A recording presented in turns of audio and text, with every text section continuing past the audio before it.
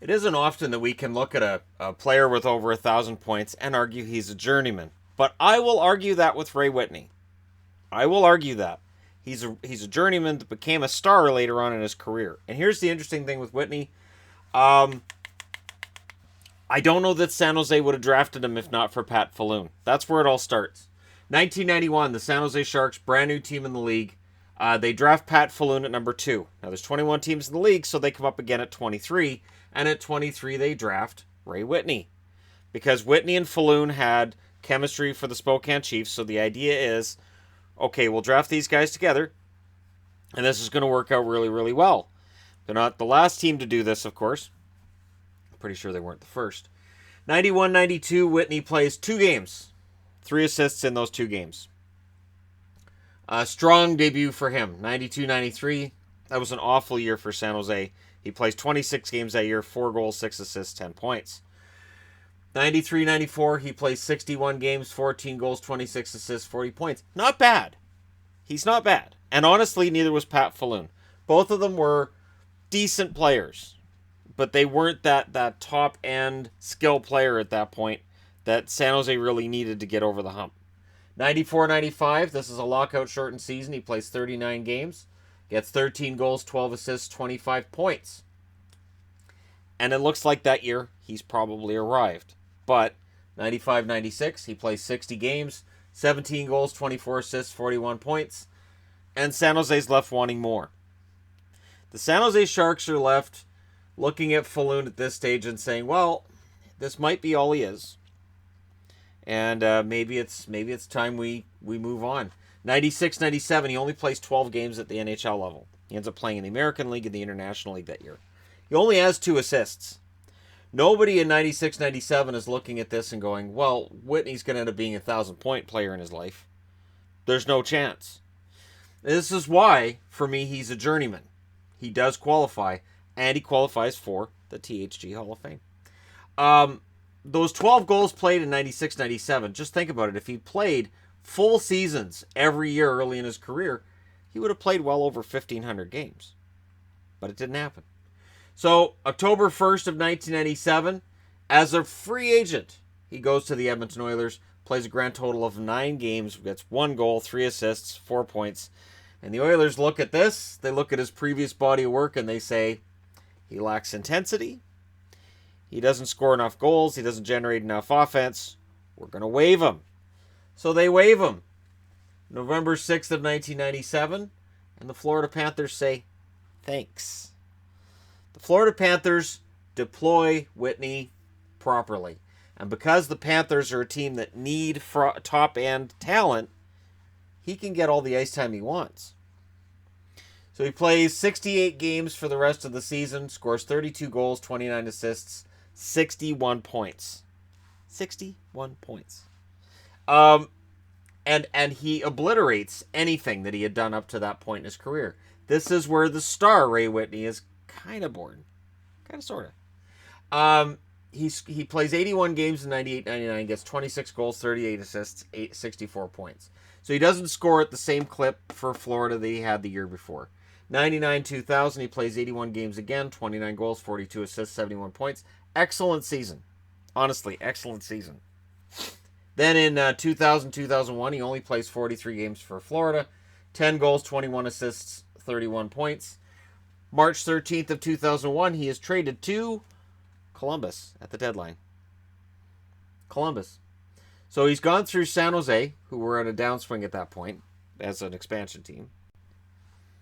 He plays 9 games for Edmonton, a team that's, trying to find its identity after the Messier years are all over, and they're trying to do it around Ryan Smith and all this. He goes to Florida, a team that we know doesn't have any success after 1996. Goes to Columbus. 2001-2002, he plays 67 games, gets 21 goals, 40 assists, 61 points. Very consistent at this stage. After being waived by the Oilers, he's very consistent. In 2002-2003, he plays 81 games, 24 goals, 52 assists, 76 points. He leaves as a free agent.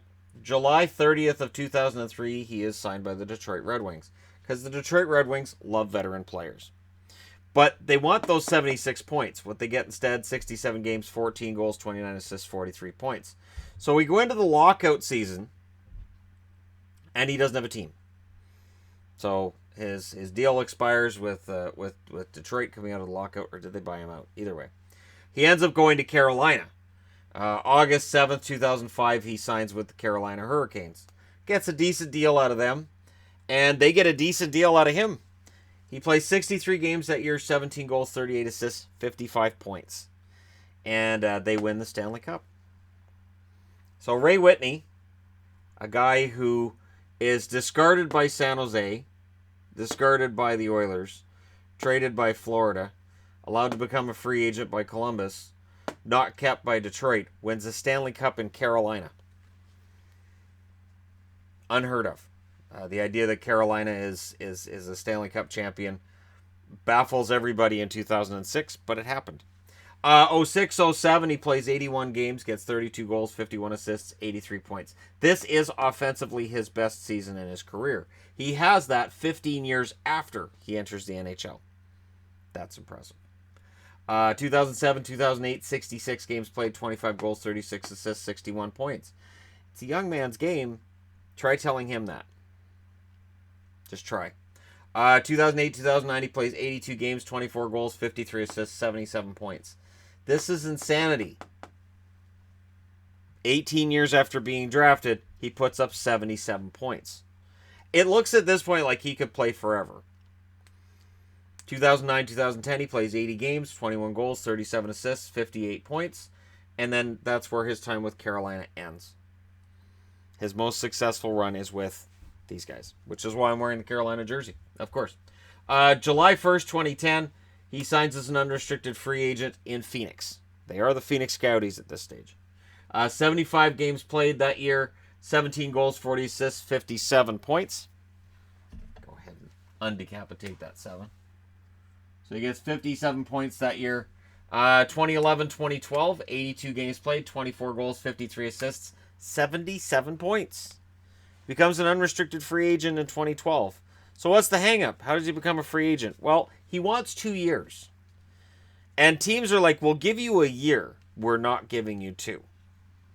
So July 1st of 2012, when he signs, it's because Dallas is willing to give him 2 years. Dallas says, yep, we'll sign up for 2 years.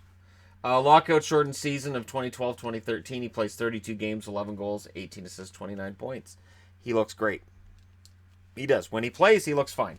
The speed issue is becoming more and more noticeable every year. That, yes, you can play well into your late 30s, early 40s, but the kids are going to be faster than you. Absolutely. And 2013-2014, his final season, he plays 69 games, 9 goals, 23 assists, 32 points. He's never really a dominant goal scorer. He gets 32 goals in 06-07, which I believe tied him for 10th on the overall list for goal scorers that season. He's never a 100-point guy. He's never a 90-point guy, and he only breaks 80 points once in his career. But he still plays 1,330 games. That's despite the fact he spends time in the minors in 96-97, and he's waived in 97-98. He ends up 55th overall. He's 55th currently overall in games played in the NHL. Goals, 385, not top 100 in there, but 679 assists puts him at 60th. 1,064 points, he's 68th overall. February 8th of 2007, he records a natural hat trick in 1 minute and 40 seconds. That's crazy. That's 3 goals in 1 minute and 40 seconds by a guy who's not known as a goal scorer. He played in the All-Star game in 2000 and 2003 and 2012. All the way down here, he's a second-team All-Star in the NHL. And that's 20 years after he got drafted. 21 years after he got drafted. Plays 108 playoff games in his career, 21 goals, 32 assists, 53 points. A lot of those games and goals and points were during that 05-06 run when they got a Stanley Cup. He's never going to be a Hall of Famer. But for longevity's sake, I will qualify him as a journeyman. And yes, I have no problem putting Ray Whitney in my Hall of Fame. Anytime I talk about great players, Hall of Fames, and all this, I always see at least one comment from various people.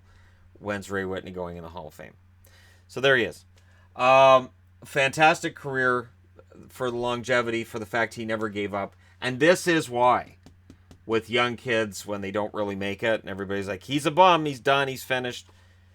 Be careful, because sometimes that guy that you think is finished here ends up putting up tremendous totals from there. So there you go. Let me know your thoughts in the comments section below. As always, don't forget to hit like and subscribe if you're browsing your way through, you just happened upon this video. Thank you guys so much for watching. I'll talk to you again soon.